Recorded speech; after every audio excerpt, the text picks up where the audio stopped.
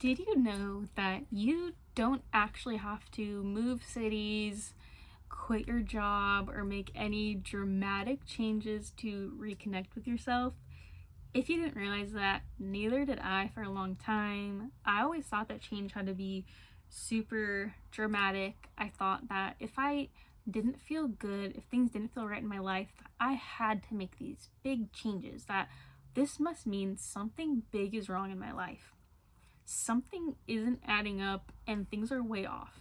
I used to think that the best way, the only way to fix these feelings is to make these big, giant shifts and changes, and I would throw my whole life upside down just to try to chase happiness. But throughout time and throughout lots of learning experiences, I have learned that to reconnect with yourself, you actually don't need to do any of these crazy things, these big dramatic changes. And in this video, let's go ahead and talk about why and how this happens. So my name is Haley. Thank you so much for being here with me on the Living Free and Me YouTube channel. We talk about a lot of things related to happiness and a lot of the inner work that goes into finding happiness. We do things differently here. We take things slow.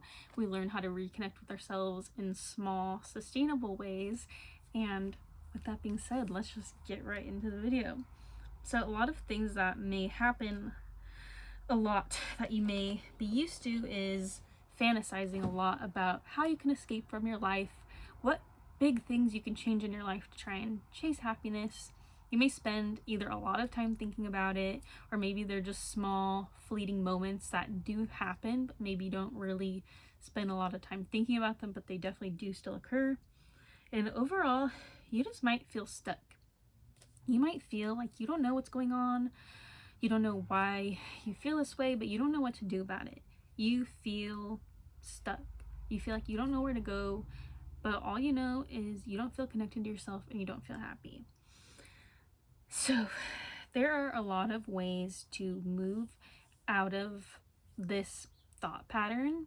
And for me, it has been a really big process and it has taken a long time to recognize that reconnection first starts with awareness of ourselves.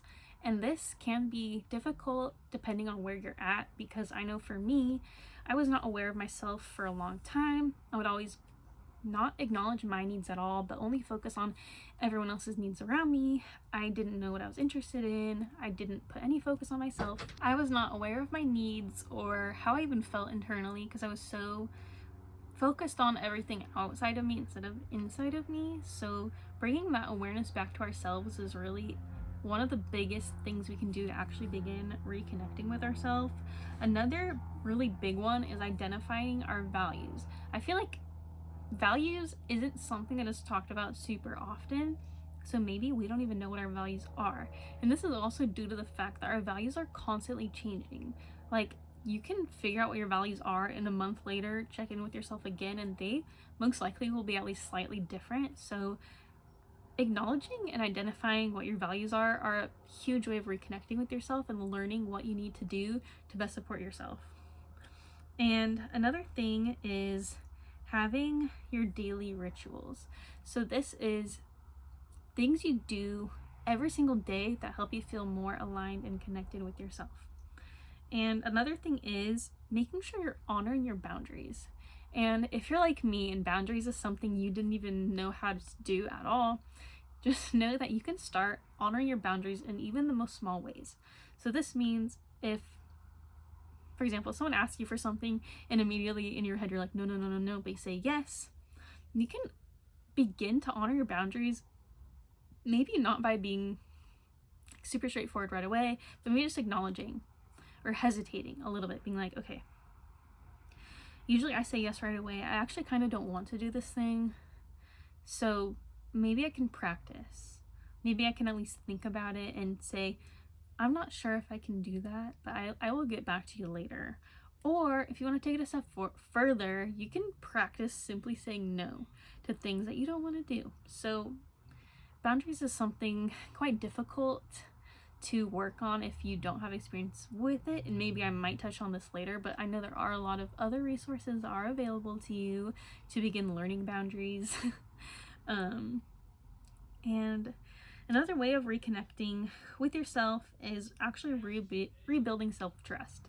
So to me, self-trust and confidence goes hand in hand. They're both built in similar ways. So basically, you have to honor yourself, honor your needs. The more you listen to your inner voice and listen to what matters to you, the more you will trust yourself. The more you dismiss your feelings, the more you abandon yourself for other people, the less self-trust you have. So these are all things that need to be built slowly over time. These are not things that can happen dramatically, and they will not come through changing giant things in your life, but it has to be built sustainably, and it has to truly be built into your daily routine for you to start building things up and seeing really big changes. But these big changes will occur, but they will happen slowly and sustainably rather than you trying to force it on yourself all at once.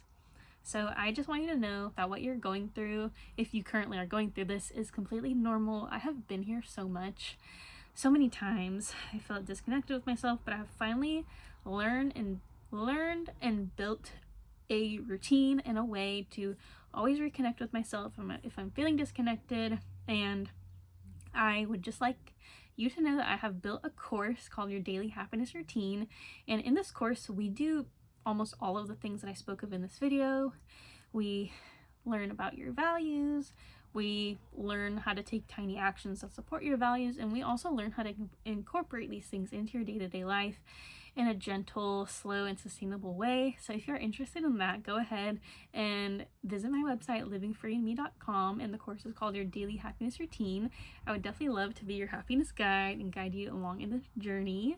So yeah, I would absolutely love to. But that is going to be all for this video. If you liked it, please give it a like and subscribe to my channel if you would like more videos on these happiness topics. And I am curious that if during this video you have identified or thought of one small shift you can make in your life that will make you feel just a little bit more reconnected with yourself, definitely let me know in the comments. Or if you are more comfortable with it, just go ahead and journal about it, or even just reflect on your own for a few minutes about this. But that is all I have to say for this video. Thank you so much for being here with me, and I can't wait to see you in the next one. Bye.